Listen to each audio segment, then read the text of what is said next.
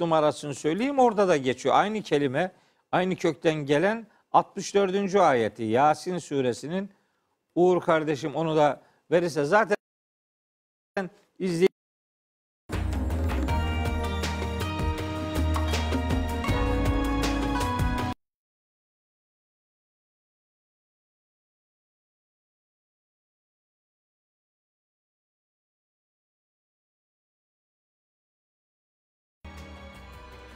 İyi akşamlar, hayırlı akşamlar sevgili seyirciler. Bir Kur'an'ın söyledikleri programı daha sizlerle birlikteyiz. Bugün Profesör Doktor Mehmet Okan hocamızla baş başayız. Evet. Beraber namazı konuşacağız hocam inşallah. Namaz aslında zaten bir program buna yetmeyecek ama biz söyleyebileceklerimizi, hedefe giden şeyleri okumuz atmaya çalışacağız. Önce salat nedir? Kur'an'da salat mı geçiyor, namaz mı geçiyor? Bunların bir ayrımı yapıp ve tanımını yapabilirsek öyle başlayabilirim hocam. Şimdi namaz denince namaz Farsça bir kelime. Evet. Türkçe bir kelime değil, Arapça da değil. Ama Farsça olsa da bu artık Türkçeleşmiş bir kelime. Yani siz şimdi sokakta gidin sorun işte salatını yerine getirdin mi diye sor. Kimse bir şey anlamaz bundan. Ama namazı kıldın mı diye sorsan herkes buradan ne olduğunu anlar. Zaten diller birbiriyle etkileşen olgulardır. Dolayısıyla başka bir dilden de geçmiş olsa mühim olan onun hangi iş için, hangi anlam için kullanıldığıdır. Biz de namazı Kur'an'da geçtiği haliyle çok önemli bir ibadetin yerine getirilme eyleminin adı olarak kullanıyoruz. Bunu ifade edelim. Kur'an-ı Kerim'de namaz kelimesi değil de onun yerine salat kelimesi geçiyor. Tabii bir takım insanların ileri sürdüğü bir takım düşünceler var. Düşüncelerle ilgili de hani çok şey yapmak istemiyorum.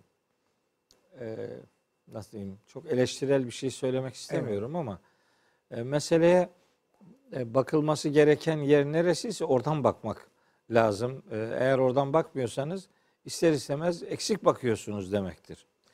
Şimdi bir de toplumumuzun önemli bir bölümü Kur'an'la irtibatını meal üzerinden şekillendiriyor. Okuyanlar için söylüyorum. Okumayan zaten okumuyor da meal üzerinden okuyanlar da Arapçayı bilmedikleri için hani bu kitabın bazı konuları ele almadaki metodu nedir? Bunun yapısını bilmedikleri için işte mealde ne yazıyorsa onun üzerinden yürüyor. O zaman meal yazmak çok ciddi bir iş olarak önümüzde. Doğru şeyler bulmak, her kelimenin karşılığını %100 başka bir dilde bulamayabilirsiniz. Ama eğer karşılığı yoksa onu dipnotta, parantez içinde bir şeyde açıklamanız lazım. Yoksa sıkıntılı olur. Böyle işin teknik dünyasıyla alakalı bir takım sorunlar yaşanıyor. Bir de meal yazanların da bir bölümü hani kelimelerin kullanımındaki estetiğe çok itibar etmeden hani şu ayette böyle ulu orta ne anlatılmak isteniyor? İşte şu anlatılmak isteniyor. Tamam. Demek ki maksat budur. Maksat bu. Maksat diye öyle maksatçı okuma ortaya koyuyorlar. Ben tabii maksadı çok önemseyen bir insanım. Benim hayat yolculuğum maksat anlam üzerinden yürüdüğüm bir yolculuktur. Fakat anlamı, maksadı arayacağımız kaynak bu metindir. Ya bu Allah'ın kelamı metin. Bunu hani sıradanlaştırmayı hiçbir şekilde doğru bulmuyorum. Bu Allah'ın kelamıdır. Bu sıradan bir metin değildir. Hani bu kitap kitaplardan herhangi biri değildir. Ya da bu kitap herhangi bir kitabın bölümlerinden biri değildir. Onun açık olması basit olduğu anlamına gelmiyor yani. Gelmez. Yani bu çok muhteşem. Yani ilahi bir mekanizmanın beşer düzeyine, insan düzeyine hani tenezzül etmesi, inmesi ve bunun anlaşılabilir olması bir taraftan da hem indirildiği dönemin ilk muhataplarını ikna etmesi, onlara bir şeyleri anlatması. Yani bir taraftan o günün dilini kullanması zorunlu. Çünkü ilk muhataplar bir şey anlayacaklar yani. bir şey anlamıyorsa ne yürüyecek, nasıl yürüyecek? Fakat mesele sadece o günün insanını ikna etmek değil. Bir taraftan da bu kıyamete kadar, yani son saate kadar devam edecek bir kitap olduğu için bununla irtibatını sürdürmesi gereken bütün zamanların insanların ilgi duyacağı bir metin. O zaman bu böyle standart anlamlı bir metin değil bu. Bu kitabın düne dedikleri olduğu gibi güne dedikleri de var. Evet. Bu kitabın yarına söyleyecekleri de var. Eyvallah. O itibarla hani metin tarihseldir ama mesaj evrenseldir. Dolayısıyla hiç kimse bundaki tarihsel motiflere bakarak Allah'ın kitabının tarihsel bir kitap olduğu sonucunu elde etmemelidir. Bu kitabın güne ve yarına söyledikleri de vardır. Çünkü düne söyledikleriyle başlamış ve son saate kadar devam edebilecek bir mahiyet arz ediyor. İşin tekniği önemli olduğu için belki bir program bunu konuşmalıyız Özgürcüğüm. Yani Kur'an'ı teknik olarak nasıl anlayacağız? Evet. Yani biz hani sürekli 20 yıldır 30 yıldır Kur'an anlaşılsın, anlayın deyip duruyoruz da hani böyle yani reçete kabilinden nasıl anlayacağız? Yani bunun usulü nedir? Mesela buna dair böyle insanlara sunum yapmamız lazım. Sunum yapmayınca böyle sloganik kalıyor. İşte okuyun diyorsunuz ama kimse bir şey anlamıyor'a evriliyor. Gazete okur gibi okuyamayacağımız bir kitap. Evet. Yani öyle bir kitap değil yani. Bu hani gazete okurunun gazeteden anladığı şeyler neyse bir kısım okuyucu Kur'an'dan onu anlar. Yani Kur'an'dan o kadar anlayacaklar vardır. Veya bir mektubu okuyan mektubu anlar türünden düşünün. Evet. Öyle bir mektup mantığıyla okuyup bundan bir şeyler anlayanlar var. Her okuyan kapasitesine göre, bilgi Eyvallah. donanımına göre bu kitaptan bir şeyler anlar, anlamalıdır. Anlamalıdır. Bundan hani kaçamaz yani. Bu onun bir görevidir. Fakat bu aynı zamanda bir sanat eseri bir kitaptır yani. Metin son derece enteresan özelliklere sahip bir metin. Hiç oraya girmek istemiyorum. Girersem oradan çıkamam. Hani biz bu program asla namazı konuşamayız oraya girersem. Anlamak Ama için. bir program bunu mutlaka konuşmak isterim öneminden dolayı. Şu kadarını söyleyeyim, hani bir sanat eseri düşünün. Karşınızda çok güçlü, çok ünlü bir sanatkarın yaptığı bir sanat eseri düşünün. Şimdi o sanat eserine sokaktan geçen biri de bakar, bir şey anlar. Sanata meraklı olanlar da bakar, bir şey anlar. Sanatkar olanlar bakar, o daha başka bir şey anlar. Yani öyle bir kitaptır ki bu kitap, bu herkese hitap edecek bir önemde, özende dizayn edilmiştir. O itibarla bunu anlamanın bir takım Yolları, metodu vardır yani. Bu metodu bilmeden olmaz. Gerçekten olmaz. Onun için mesela meal yazarlarının kılı kırk yararcasına dikkatli davranması lazım. Mesela salat kavramı üzerinden şimdi söyleyelim. Şimdi Arapçada kelimeler isim olarak kullanılabildiği gibi fiil olarak kullanılanları da var. Sıfat olarak kullanılanları da var. İşte zarf olarak kullanılanları var. Edatları var vesaire. Yani bir takım teknik özellikleri var bu dilin. Şimdi salat kelimesi Kur'an-ı Kerim'de çok geçiyor.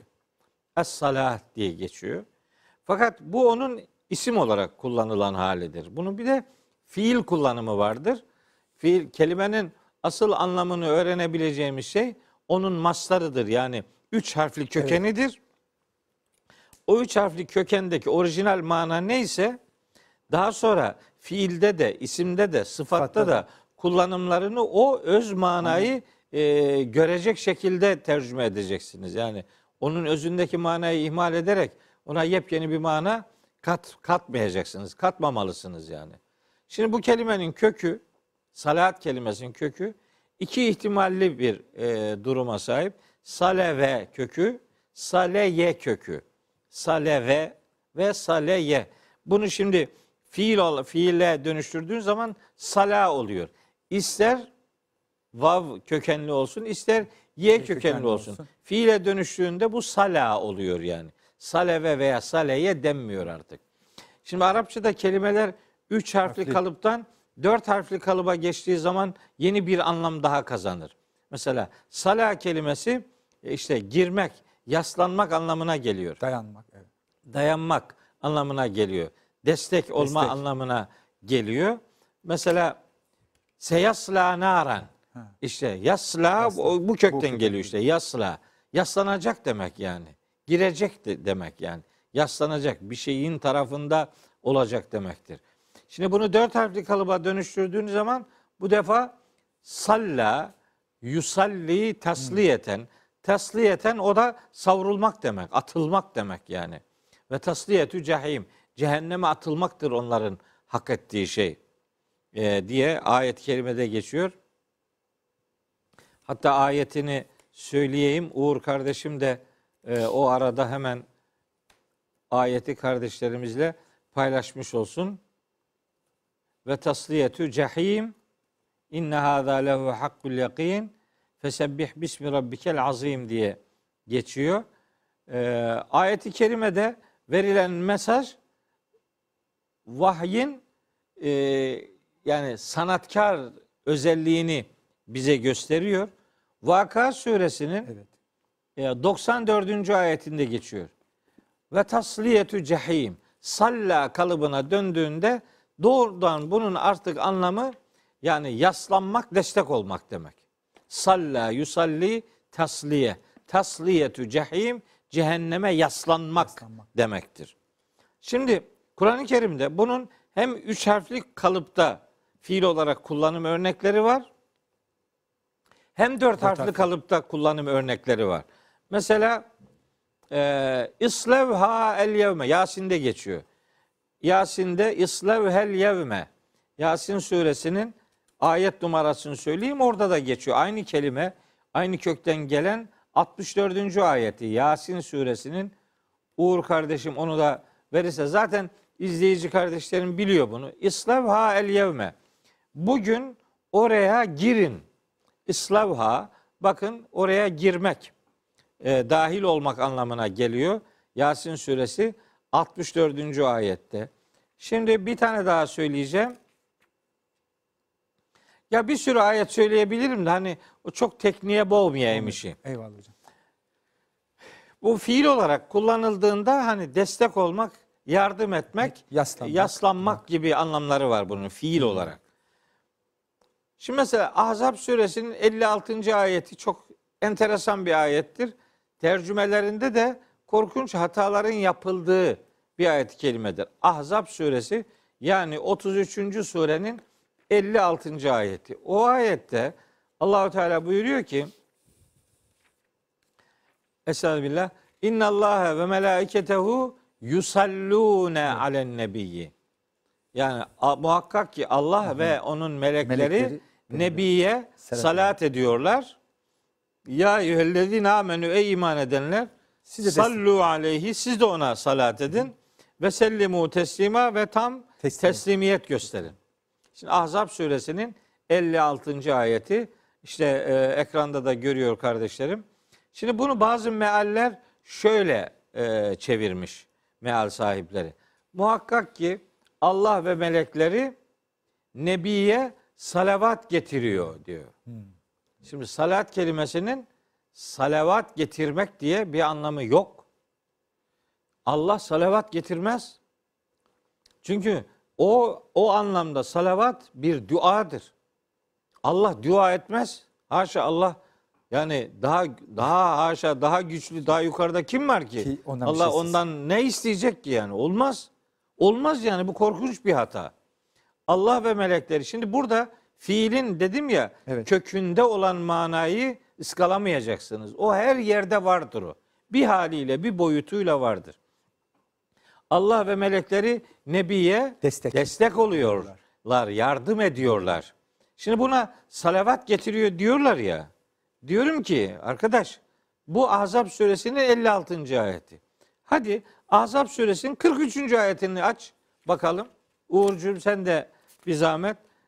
Ahzab 40. ayet. Orada diyor ki bu defa 43. ayet. Ahzab 43. Huvellezî Allah öyle bir kudrettir ki yusalli. Bak aynı fiil. Evet. Salat ediyor. Aleyküm size. Bize yani. Ve melaiketü ve melekleri de salat ediyor. Peygamberimiz için ona salavat getiriyor diyorsun. Aynı fiil, aynı kalıpta burada geliyor. Ve üstelik Yüce Allah ve melekleri için kullanılıyor. Ama bu defa muhatap peygamberimiz değil, müminler. Allah müminlere salavat getiriyor denir mi yani? Olmaz, demek ki bir yanlış yani. Bu tercüme sorunlu. Bu tercüme, meal öyle yazıyor. Yazsın kardeşim ya. Meal Allah'ın kelamı değil. Onun Arapçası Allah'ın kelamıdır. Meal onu çeviren kişinin tercihidir ve bu noktada yanlış tercüme yapılmıştır o ayeti kerime. Peki biz ona, hani Kur'an'ı dedim ya, doğru anlamak lazım. O doğru anlamada bizi hani belli bir yere getirecek bir sürü metodik özellikler var. Bunlardan bir tanesi de Özgürcüğüm, Kur'an'ın 3 tane özelliği var. Bunları da konuşmak isterim mesela. 1, mesanilik özelliği. 2, müteşabihlik özelliği. 3, simetrik anlatım özelliği. O kadar önemli ki bunlar.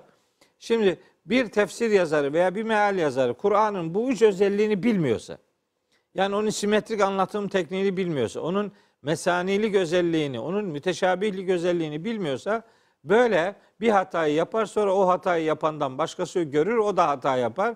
Sonra hata yapanların sayısı kabarık olunca bu defa bu kadar millet yanlış mı yapıyor diye bir de öyle bir mobbing sebebi olur bu. Hayır, bir kişi hata yapıyor, diğerleri de onu taklit ediyorlar. Sanki daha çok insan bunu benimsiyormuş gibi bir hava estirmenin bir alemi yok. Nihayet onun başında ilk defa o hatayı kim yaptıysa bir kişinin hatasıdır. Sonra sorgulanmadan takip edilince sanki doğruymuş gibi bir hava estiriliyor. Bu doğru bir yaklaşım değil. Şimdi bu Kur'an'ın mesanilik özelliğinden hareketle biz Allah ve meleklerinin peygamberimize salatını nasıl anlayabiliriz? Acaba o noktada bizim önümüzü açacak bir mesani ayet var mı?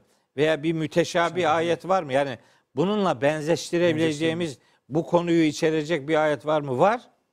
Nerede var? Enfal suresi 62. ayet işte. Enfal suresinde Allahu Teala diyor ki ve in yuridu en yahda'uke. Enfal suresi 8. sure Uğurcuğum. 8. surenin 62. ayet. Çok önemli bir ayet. Yani buradan kardeşlerime söylüyorum. Kur'an'da salat kavramını, tek başına salat fiilini anlamak istiyorsanız, Yüce Allah'ın ve meleklerinin peygambere salatı ne demektir? Eğer böyle bir merakınız varsa açıp okumanız gereken başat ayet Enfal suresi 62. ayettir. Orada diyor ki ve in yuridu en yahda'uke. Onlar sana hile yapmak isterlerse fe inne hasbekallahu. Allah sana yeter. Huvellezî, o öyle bir Allah'tır ki eyyedeke binasrihi ve bil müminin.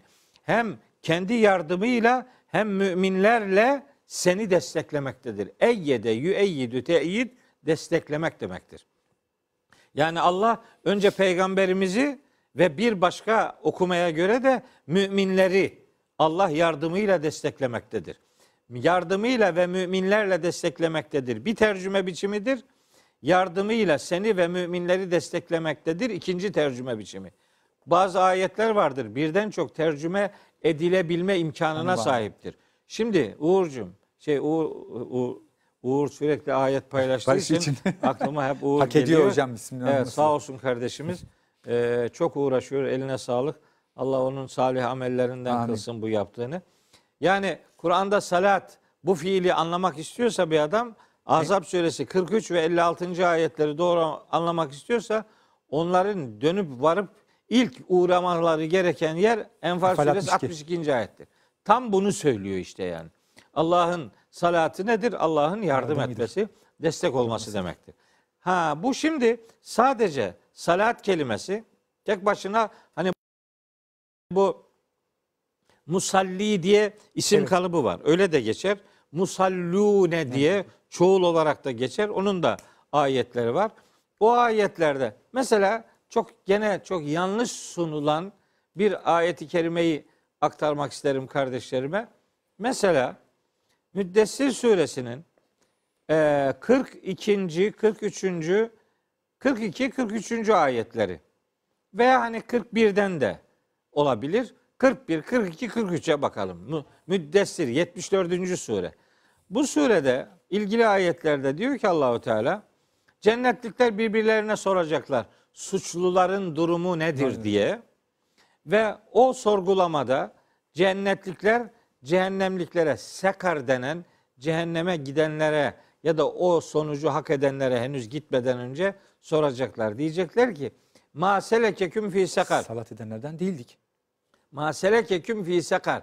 Sizi sekar cehennemine sürükleyen neydi? Ne yaptınız da bu sekar cehennemine gittiniz?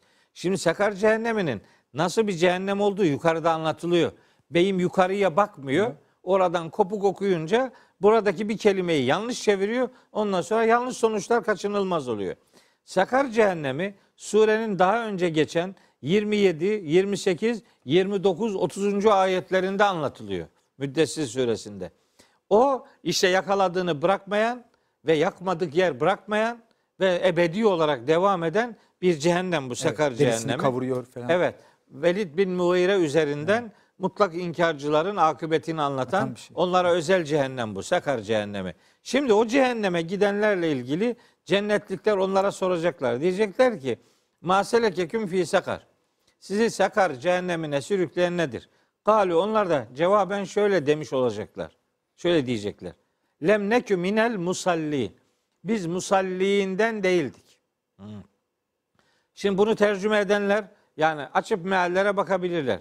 Yani büyük çoğunluk tercüme olarak diyorlar ki biz namaz kılanlardan değildik. Ya kardeşim, ya bu adam inanmıyor ya. İnanmayıp ebedi cehennemlik olan bir adamın önce namazından sorulmaz ki. Ona önce inancından sorulur. Yani niye inanmadın? Allah'a niye inanmadın? İnanç esaslarına niye itibar etmedin? Niye ahirete inanmadın? Öyle başlanır. İman sorusunu geçtikten sonra konu ibadete gelir. Buradaki musalli namaz kılanlar demek değil. Bu henüz daha namaz aşamasına gelmedi. Bu mutlak inkarcı. Zaten biraz daha okusalar anlayacaklar. Velem nekü nut'imul miskin. Biz yoksulları doyurmazdık ve künnâ nehudu me'al haidin. Boş şeylere dalanlarla beraber biz de boş şeylere dalardık ve künnâ nükezzibu biyevmiddin. Yani yemin günü de yalanlardık. Din Hesap gününü de, hesap gününü de yalanlardık. İnanmıyor işte bu. İnanmayan bir adama namazından sorulur mu ya? İnanmıyor adam. Bunun verdiği cevap lemnekü minel musallin. Biz salat edenlerden değildik demek.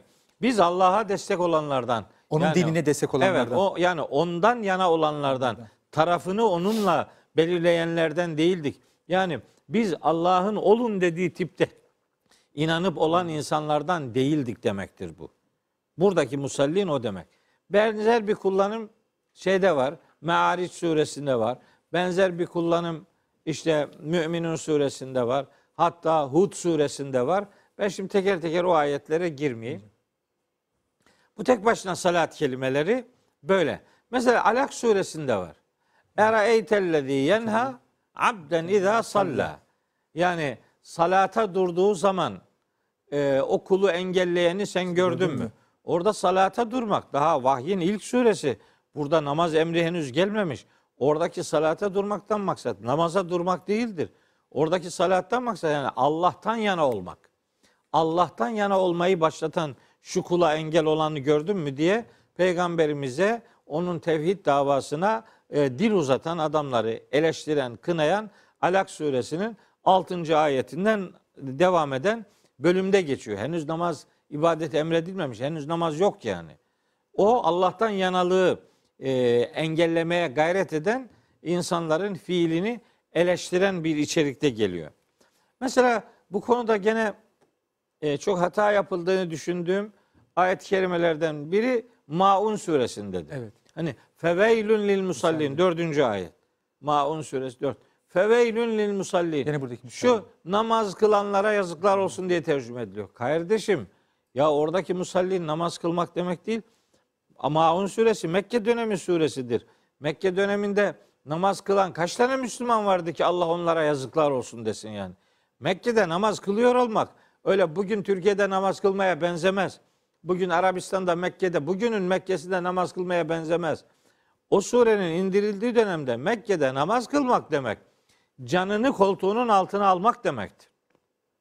O Mekke'nin zalim yöneticilerine karşı dik durmak demekti. Meydan okumak demekti. Allah öylesi bir ortamda namaza duran insanlara yazıklar olsun şunlara der mi? Sonra Mekke döneminde kim müminlere şirin görünmek için münafıkça namaz kılma ihtiyacı hissetsin ki? Bu münafıkça namaz kılma hikayeleri Medine dönemindedir. Yani ortamın Müslüman olduğu bir coğrafyada onlara karşı, onlara yakın görünmek için, gösteriş için namaz kılmalar, onlar Medine'nin konusudur. Burada yani Maun suresinin 4. ayetinde sözü edilen musalliğinden maksat namaz kılanlar değil.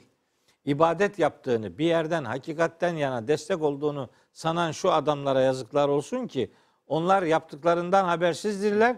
Zaten gösteriş için bu yaptıklarını yapıyorlar. Peki bunun müteşabihi nerede bu ayetin? Bunun mesanisi nerede yani? Biz bunun karşılığını nerede bulacağız? Hemen gidip nerede bulacağız? Enfal suresinin ayet numarasını söyleyeyim. Maun suresinin 4. ayetini doğru anlamak için Enfal suresinin 35. ayetine gitmek lazım. Enfal. Enfal suresi. Orada Mekkeli müşriklerin salatını anlatıyor Allah Teala. Diyor ki ve makane salatuhum. Onların salatı, yani onların namazı demeyelim yani. Onların kendine göre ibadeti, destek görüntüsü indel beytin yanında, Mescid-i Haram'ın yanında illa mükaen ve tasliyeten. Onların bu ibadet niyetiyle yaptıkları şey ıslık çalmak ve el çırpmaktan başka bir şey değildi. İşte kınanan ibadet gösterisi bu. Yani Enfal suresi 35. ayette anlatılana daha önceden Maun suresinin 4. ayetinde, 5. ayetinde ve 6. ayetlerinde gönderme yapılıyor. Dolayısıyla şimdi bu, bak kaç tane ayet okudum? Evet. Bunların hiçbirinde kasıt namaz değil. Peki buraya kadar, şimdi buraya kadar Rükûlü secdeli namaz değil. evet. Buraya kadarını dinleyip de hani bak namaz yokmuş filan gibi sonuç çıkarmanın bir alemi yok. Namaz olmaz olur mu? Namazsız din mi olurmuş kardeşim? Ne demek yani namaz? Tabii ki var. Elbette var. Her zaman var. Her ümmette vardı üstelik. Yani Evet, bu Hazreti ona da geleceğim Muhammed'le hocam. başlamış bir Hazreti ibadet İbrahim değil. namazı, Tabii Musa olmaz mı? namazı. Olmaz mı? Kur'an-ı Kerim'de bu salat kelimesi isim olarak geçtiği yerlerde bir fiille beraber kullanılır.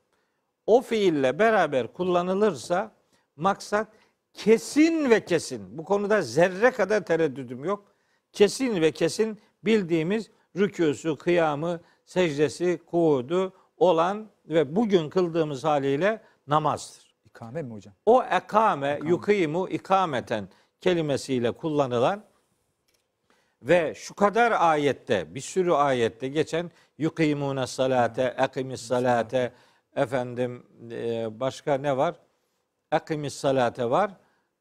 Ya eyyühellezine amenu izâ kumtum ila salati var. Kumu lillahi kanitin ifadeleri var. Ekamte lehumus salate ifadeleri var.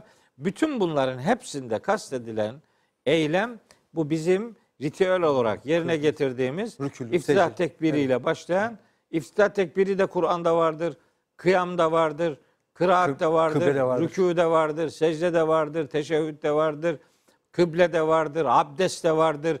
Abdestin hatta detayları bile ayet-i kerimelerde yer almaktadır. Dolayısıyla Kur'an ve namaz deyince salat kelimesi tek başına kullanıldığı yerlerde ister fiil olarak ister isim olarak geçsin. Oralarda salat etmek yani destek olmak, birinden yana olmak, on tavrını ondan yana belirlemek anlamlarına gelir. Zaten fiilen kıldığımız namaz da yani ibadetimizi, desteğimizi, yolculuğumuzu, rotamızı Allah'tan yana belirlediğimiz bir pratik eylemin adıdır. Dolayısıyla ayet-i kerimelerde sözü edilen ikame-i salat dediğimiz şey fiilen %100, bakın milyarda, trilyonda bir bile ihtimali söz konusu değildir. Bu ikame-i salat bildiğimiz manada namaz kılmak demektir. Bu anlamda namaz Kur'an'da pratik ibadetler noktasında en çok emredilen beraberinde zekatla beraber çokça zikredilen hani İslam'ın ibadet dünyasına dair söylediklerini net bir şekilde önümüze koyan iki pratik uygulamadan bir tanesi. Hocam bu anladığım kadarıyla da biz namazı yeni tanışmadık. Namaz vardı. Kur'an'da hep de vardı. Tabii ki o metodolojiyi kaçırırsak eğer istediği anlamı da verebiliyor. O usulü bilmezse istediği anlamı da veriyor. Yeri gelecek dediniz. Ondan sonra namazı da kaldırmaya çalışıyor. Dönemi de çok iyi bilmesi de gerekiyor. Kılmayan kılmasın da bu Kur'an'da yoktur demesin. Yoktur Yani demesin. Kur'an'a iftira etmenin bir anlamı yok. Kur'an'da bu bal gibi var. Hazreti Peygamber yani ne demek? Kılmadı mı? Yani bu ümmetin diyelim ki hani 1400 senedir fiili. Bazı söylemlerde bir takım katmalar olabilir. Bazı düşüncelerde, bazı tartışmalı konularda başka taraflardan etkileşimler olabilir. Bir takım bozulmalar olabilir de bu kesintisiz uygulanan bir ibadeti hani bu yoktur deyip de meseleyi böyle bir yapıya dönüştürmeyi hiçbir şekilde doğru bulmuyorum. Behemehal böyle bir gidişat varsa ondan uzaklaşılsın isterim. Dediğiniz gibi bu Hz. Muhammed Aleyhisselam'la başlamış bir ibadet değil.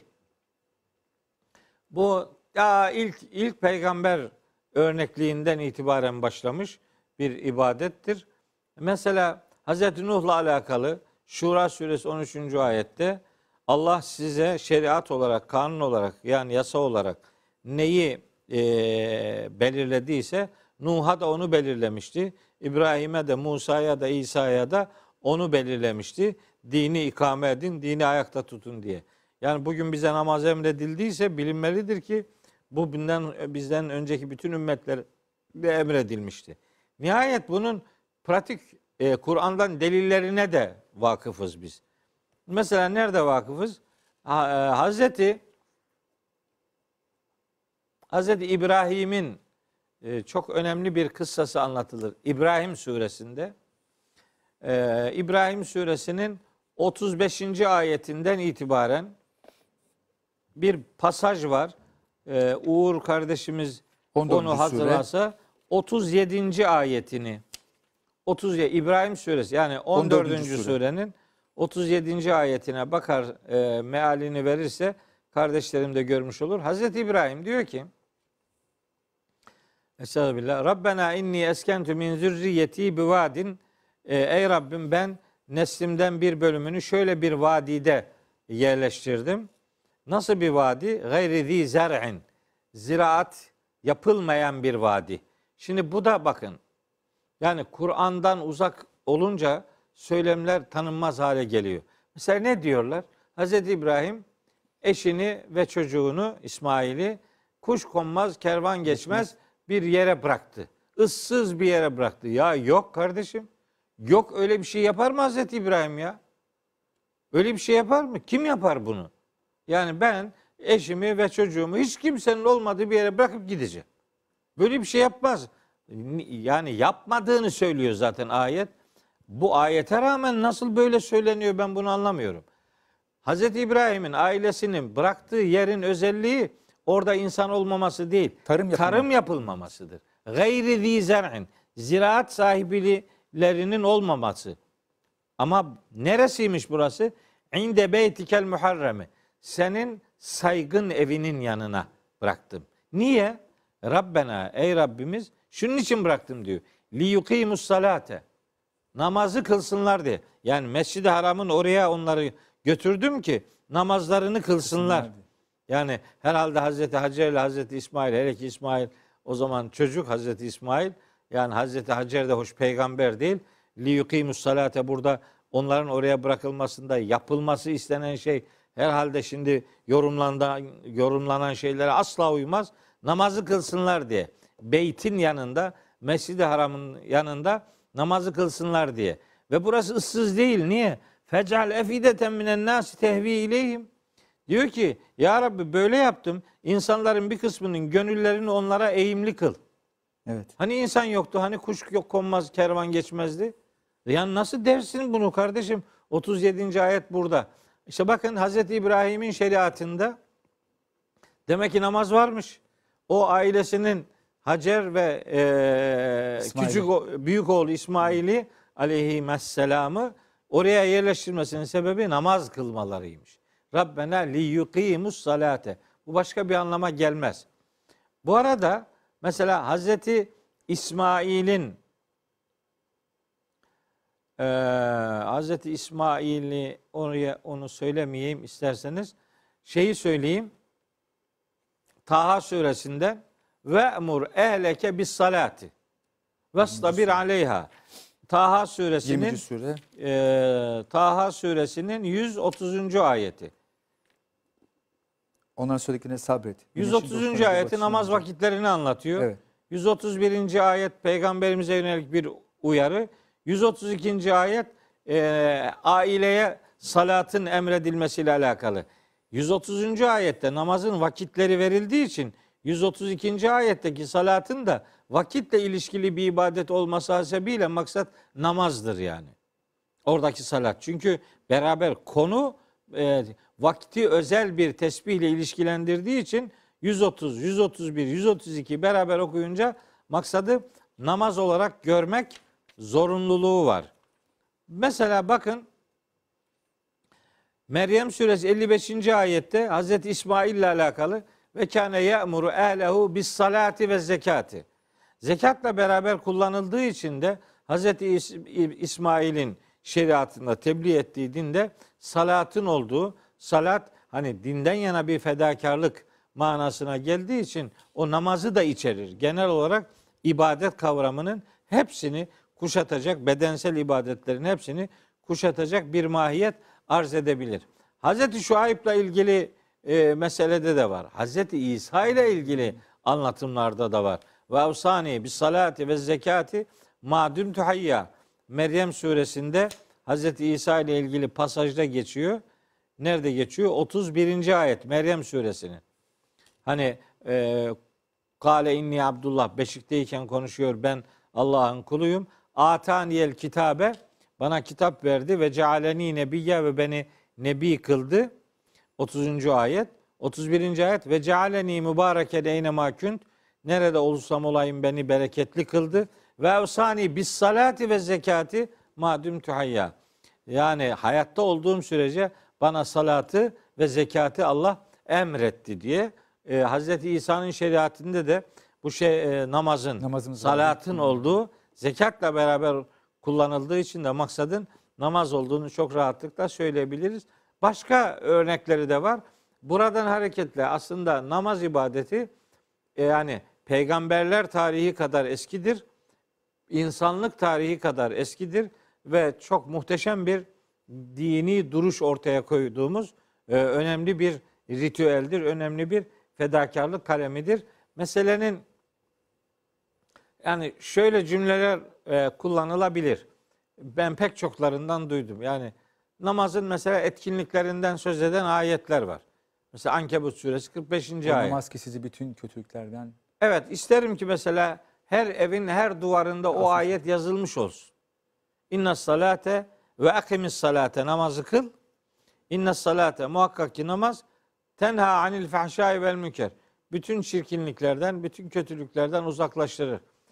Bütün çirkinliklerden ve kötülüklerden uzaklaşmıyorsa adam, faturayı namaza kesmenin bir alemi yok ki.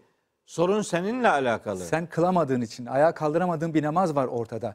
Yani hocam son 2 dakikamız artık. Yani aslında biz daha namazın da tanımına girdik. Yani teknik olarak tanımlarına girdik. Öyle. Ve vazgeçilmeyecek bir ibadet olduğundan bahsediyoruz. Öyle bir ibadet ki Hazreti Nuh'tan, İbrahim'den, Hazreti Musa hepsinde İsa'ya kadar bize emredilen, asla vazgeçemeyeceğimiz, terk edemeyeceğimiz bir şey var ki, bizim için bir şey var ki bunda Rabbim bunu bize, ona Rabbime ramaz yok. Yani bizimle ilgili bir şey. Desteğiyle, duasıyla, rükûyle, secdesiyle bir şeyimiz var. Vazgeçilmeyecek bir şeyimiz var. Evet. Hayatımızdaki eksikliklerde de herhalde bu namazıma bakacağım değil mi hocam? Yani ben de yani hep söylemek... Namazı tam kılabilmiş miyiz ona bakacağız. Onu ayağımı kaldıracak mıyız? Benim hayatım ne yanlış, neden bunlar başıma geliyor, neden bunlar öyle geliyor? Yani İslam bir sigorta şirketi değil sonuçta hocam. Sizi dinlendirmek anlamına da söylüyorum. Namaz kılınca, oruç tutunca işte hemen her şey güllük gülistanlık olacağını da düşünüyoruz bu anlamda. Yani böyle bir garantimiz yok herhalde. İkincisi de yaptığım eylemim sonucu kötüyse ya bende bir şeyler var. Daha önce de konuşmuştuk. Nefisle ilgili bir şey herhalde. Bu kendimizle ilgili bir şey, duruşumuzla ilgili, bu arayışımızla ilgili, bu yolculuğumuzla ilgili herhalde bir eksikliğimiz var diye düşünüyorum. Evet. Son bir dakikada hocam gene bunu konuşacağız, namaz konusu inşallah.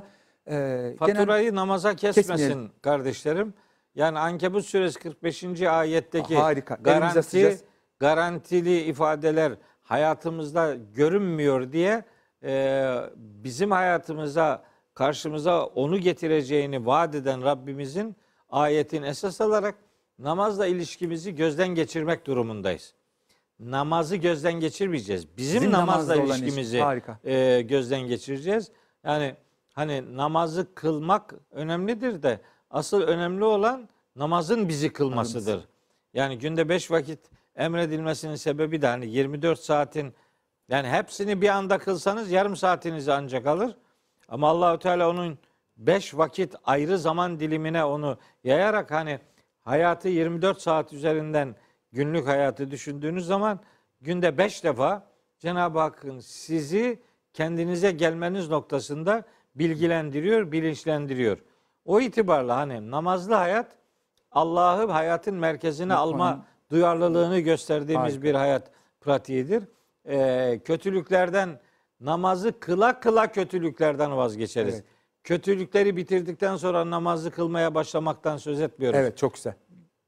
Yüzmek isteyen insan ben göle girdiğimde su yutuyorum deyip gölden kaçarsa, ben dışarıda evde koltukta yüzme öğreneceğim derse o yüzmeyi öğrenemez. Yüzme öğrenenler, öğrenmek isteyenler suya girerler. Yapa su yapa yutarlarsa bile Evet. su yuta yuta su yutmamayı öğrenir. Daha sanatkarlar sanat eseri ürete ürete sanatının zirvesine çıkarlar. Biz de ideal namazı kıla kıla yakalayabileceğimizi özellikle hatırımızdan çıkarmayalım. Çok teşekkürler hocam. Zaten ideal namaz dediğiniz, aslında oralara da gelmedik. Yani Bakara Suresi'nde bir orta namazı var, namazın vakitleri. İnşallah Evet. bir başka programda gene bunları konuşalım. Gene sonuçlarını konuşalım, eylemlerimize, hayata dönen. Yani insan Allah buluşmasını insandan insana bir erdeme dönüştürebilecek bir eylem. Çok Evet. değerli hocam. Benim için de çok keyifliydi. Teşekkür ederiz. Ben teşekkür ederim. Mehmet hocamla bugün namazı konuştuk. Daha yeni başladık.